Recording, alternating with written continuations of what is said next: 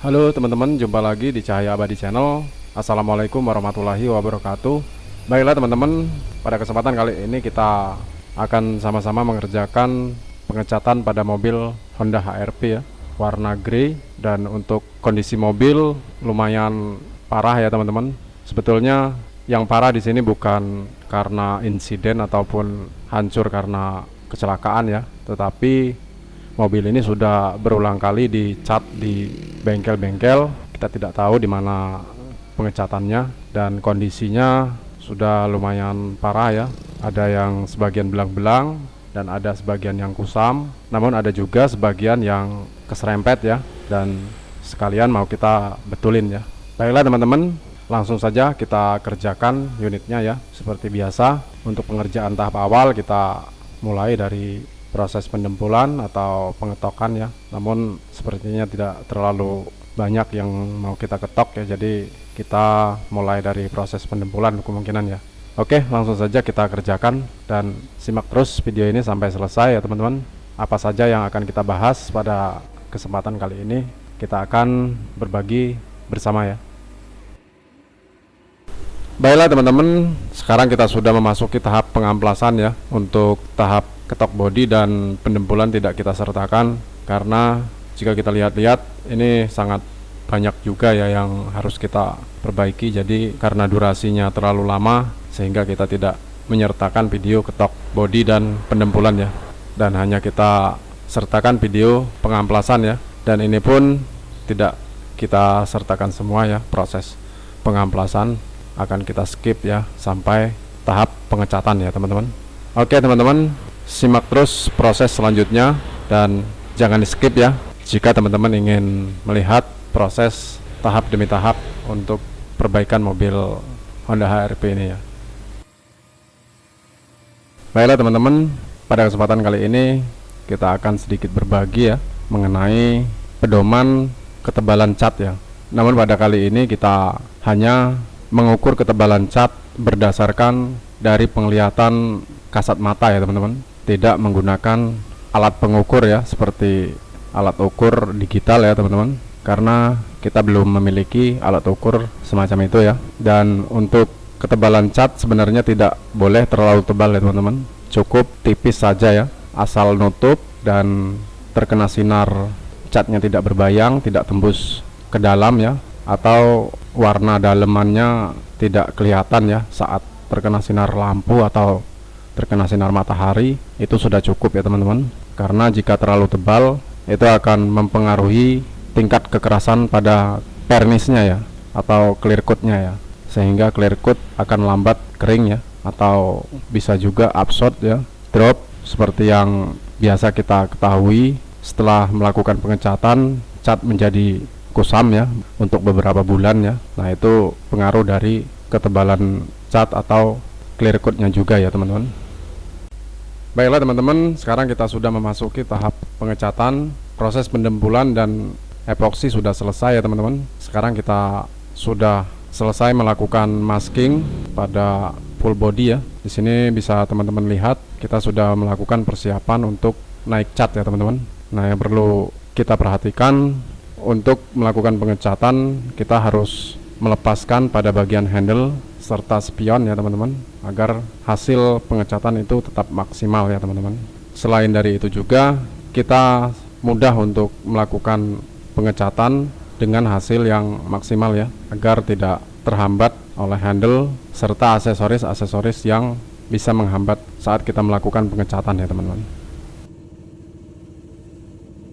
Baiklah teman-teman, kita kembali kepada pembahasan kita tadi ya, yaitu pedoman ketebalan cat yang telah kita bahas sebelumnya ya. Untuk melakukan pengecatan secara tipis sebetulnya juga bisa menjadi masalah pada cat yang notabene daya tutupnya kurang, atau cat tersebut bisa dibilang transparan ya, warna-warna transparan seperti merah mika ya, atau red mika ya, seperti blue mika ya, atau biru transparan juga ya. Nah untuk melakukan pengecatan seperti itu dengan metode cat tipis, hal ini akan sangat sulit ya teman-teman jika kita akan melakukan pengecatan dengan warna-warna yang saya sebutkan tadi ya, karena rata-rata cat tersebut sangat susah untuk nutup ya.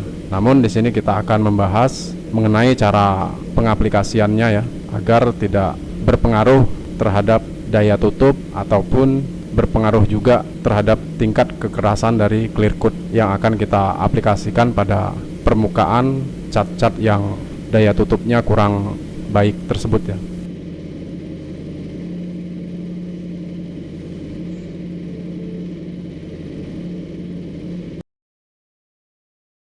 Baiklah teman-teman, untuk menyiasati bahan cat yang transparan atau cat yang susah nutup, sebaiknya kita gunakan cat dasar ya teman-teman. Cat dasar dengan warna yang mirip dengan warna jadinya ya, atau warna intinya ya dari cat yang akan kita aplikasikan tersebut. Jika kita menggunakan cat PU semi, kita bisa mengaplikasikannya dengan jeda 1 hari ya teman-teman. Atau hari ini kita aplikasikan cat dasarnya yang warna mirip atau warnanya sama ya dengan cat inti.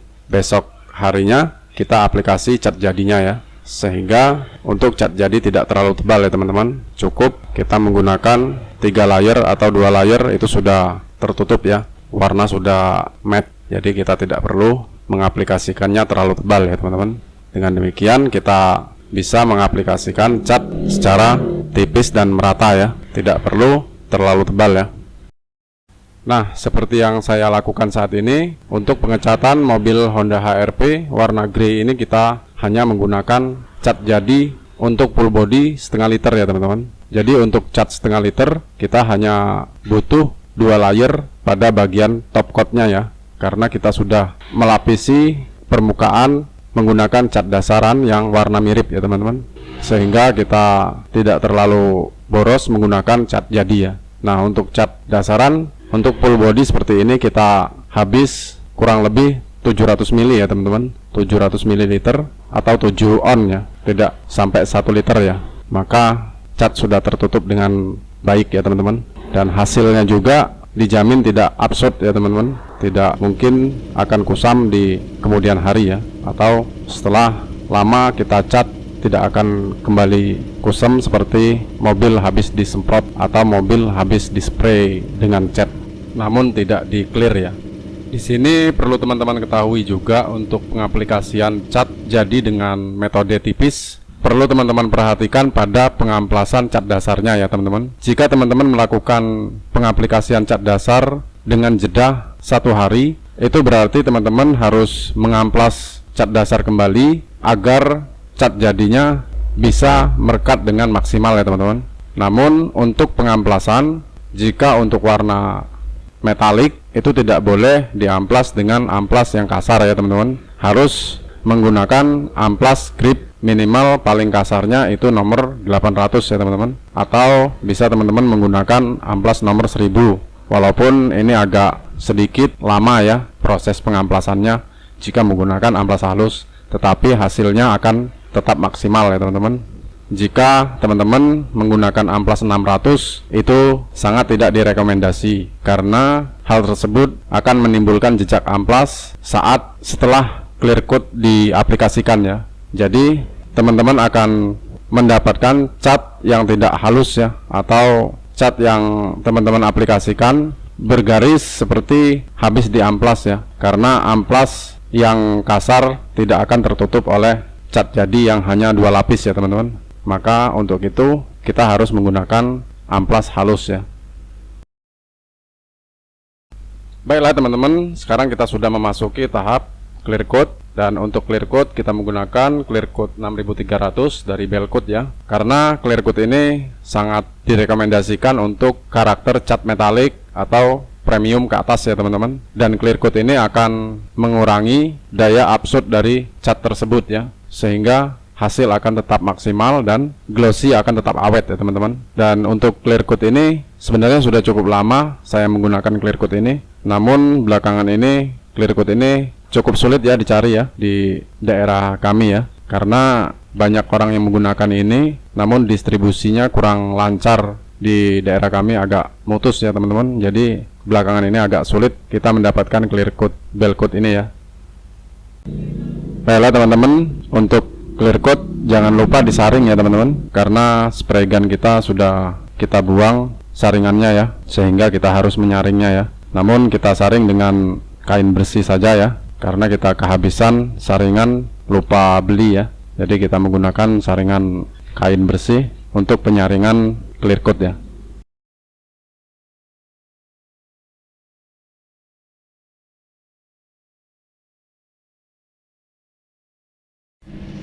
Baiklah teman-teman, sebelum naik clear kita harus bersihkan dulu permukaan catnya dengan menggunakan Taglot ya. Jangan diamplas ya teman-teman, karena kebanyakan teman-teman yang bertanya apa perlu diamplas sebelum naik clear, sesudah top coat apa harus diamplas. Nah itu sebenarnya tidak perlu ditanyakan lagi ya teman-teman, karena meskipun teman-teman harus jeda 1 minggu atau 1 bulan pun itu sebaiknya tidak diamplas. Namun meskipun diamplas harus diaplikasikan lagi base coat ya, atau cat jadi, sehingga jejak amplas atau garis amplas itu akan hilang ya, tertutup oleh base coat ya. Jika teman-teman melakukan pengamplasan saat teman-teman aplikasikan clear coat, sudah pasti jejak amplas itu akan terlihat dengan jelas ya saat kita setelah aplikasikan clear coat ya.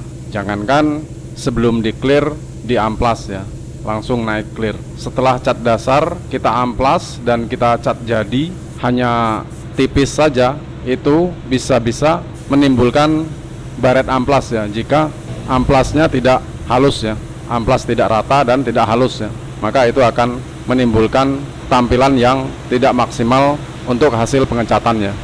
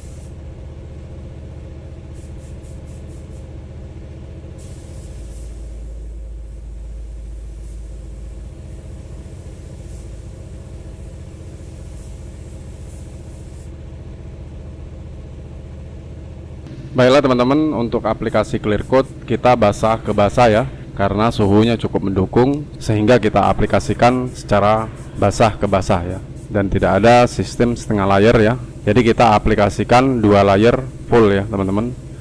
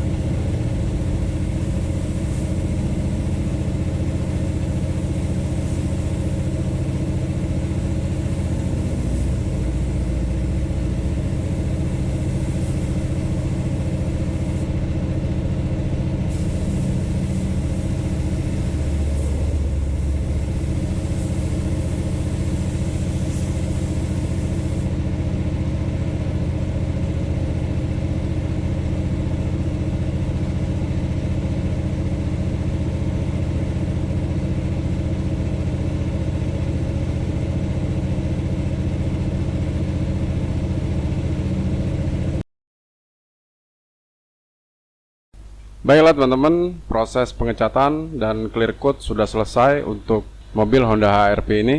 Dan terima kasih bagi teman-teman yang sudah menyaksikan video kami sampai selesai. Jangan lupa like, share, komen, dan subscribe. Nantikan video-video kami berikutnya. Assalamualaikum warahmatullahi wabarakatuh.